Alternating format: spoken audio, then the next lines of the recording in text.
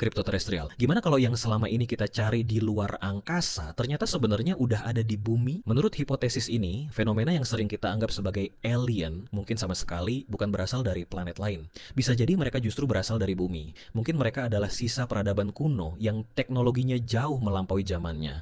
Atau spesies lain yang berevolusi secara diam-diam di tempat-tempat yang belum pernah kita jelajahi seperti dasar laut atau jauh di bawah permukaan bumi.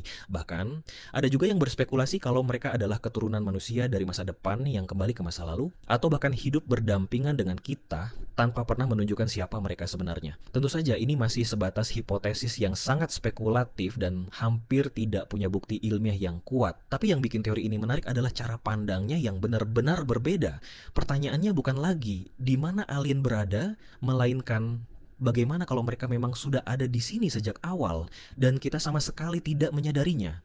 Peradaban parasit. Gimana kalau ada peradaban alien yang bertahan hidup bukan dengan menciptakan, tapi dengan mencuri? Hipotesis ini membayangkan adanya peradaban parasit. Mereka nggak repot mengembangkan teknologi dari nol.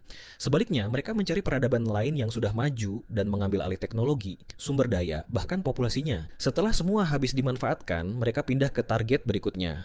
Yang lebih mengerikan, peradaban yang menjadi korban tiba-tiba berhenti mengirim sinyal ke luar angkasa. Bukan karena punah, tapi karena sudah diambil alih. Mungkin itu sebabnya galaksi terasa begitu sunyi, bukan karena tidak ada siapa-siapa, tapi karena yang terlalu cepat memperkenalkan diri justru menjadi mangsa. Peradaban terkunci waktu. Gimana kalau alien itu memang ada, tapi kita nggak pernah hidup di waktu yang sama? Alam semesta sudah berusia sekitar 13,8 miliar tahun, sementara manusia baru mulai mengirim sinyal radio ke luar angkasa sekitar 100 tahun yang lalu. Dibanding umur alam semesta, itu bahkan nggak sampai sekejap mata. Bayangin kalau ada peradaban yang muncul 1 juta tahun sebelum manusia, bisa jadi mereka sudah mencapai puncak teknologi, lalu punah jauh sebelum kita ada. Sebaliknya, kalau ada peradaban yang baru muncul 1 juta tahun setelah kita, mungkin umat manusia sudah lama menghilang saat mereka mulai bertanya, apakah kita sendirian di alam semesta? Supaya dua peradaban bisa saling menemukan, mereka bukan cuma harus berada di tempat yang tepat, tapi juga harus hidup di waktu yang sama. Dan kalau dibandingkan dengan umur alam semesta, peluang itu sangat kecil. Jadi mungkin masalahnya bukan karena alien terlalu jauh dari kita.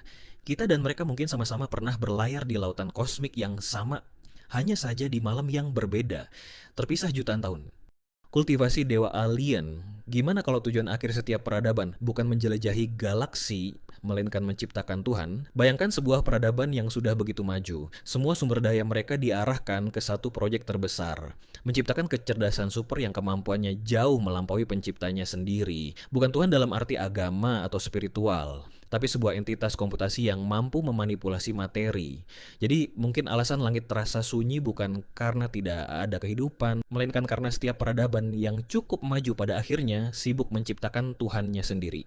Perbudakan antar galaksi. Gimana kalau peradaban alien tidak bersembunyi karena mereka cinta damai, tapi karena mereka adalah predator? Hipotesis ini membayangkan galaksi bukan sebagai tempat yang damai untuk dijelajahi, melainkan arena penuh persaingan. Peradaban yang lebih maju tidak datang untuk menyapa yang lebih muda. Mereka datang untuk menaklukkan dan memanfaatkan sumber daya. Dalam skenario seperti ini, manusia mungkin justru beruntung karena belum benar-benar terlihat. Sinyal radio yang kita kirim sejak abad ke-20 baru menempuh jarak yang sangat kecil dibanding luasnya galaksi. Kalau suatu hari ada yang menerimanya, mungkin itu masih ribuan tahun dari sekarang. Dan kalau skenario ini terjadi, keheningan galaksi bukan berarti kosong. Keheningan itu mungkin justru pertanda bahwa mereka yang sudah ditemukan tidak pernah sempat berbicara lagi. Transendensi. Gimana kalau peradaban yang paling maju justru tidak menyebar ke seluruh galaksi, tapi memilih menyusut ke dalam? Hipotesis transendensi membayangkan bahwa setelah teknologinya cukup canggih, sebuah peradaban tidak lagi mengejar wilayah yang lebih luas. Yang mereka kejar adalah efisiensi. Alih-alih membangun koloni di ribuan planet, mereka memusatkan seluruh energi dan teknologi ke dalam struktur komputasi yang luar biasa padat. Ukurannya mungkin kecil, tapi kemampuan berpikirnya jauh melampaui apapun yang bisa kita bayangkan. Kalau benar begitu, mungkin alasan kita tidak pernah melihat peradaban alien bukan karena mereka sudah punah, tapi karena mereka sudah berevolusi menjadi sesuatu yang terlalu kecil, terlalu padat, dan terlalu asing untuk kita kenali.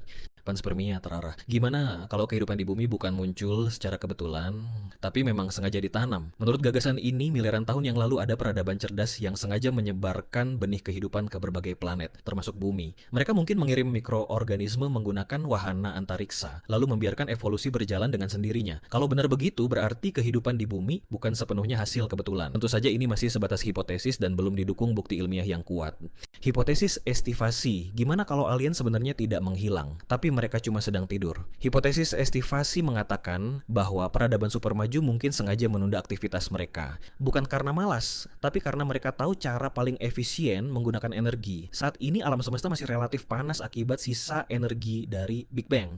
Tapi triliunan tahun lagi, ketika suhu alam semesta jauh lebih dingin, komputasi bisa dilakukan jauh lebih hemat. Jadi daripada menghabiskan energi sekarang, mereka memilih menunggu, menyimpan sumber daya, lalu bangun ketika kondisi alam semesta sudah benar-benar ideal. Kalau hipotesis ini benar, keheningan yang kita lihat hari ini bukan akhir dari cerita. Mungkin ini cuma jeda panjang sebelum alam semesta benar-benar menjadi hidup.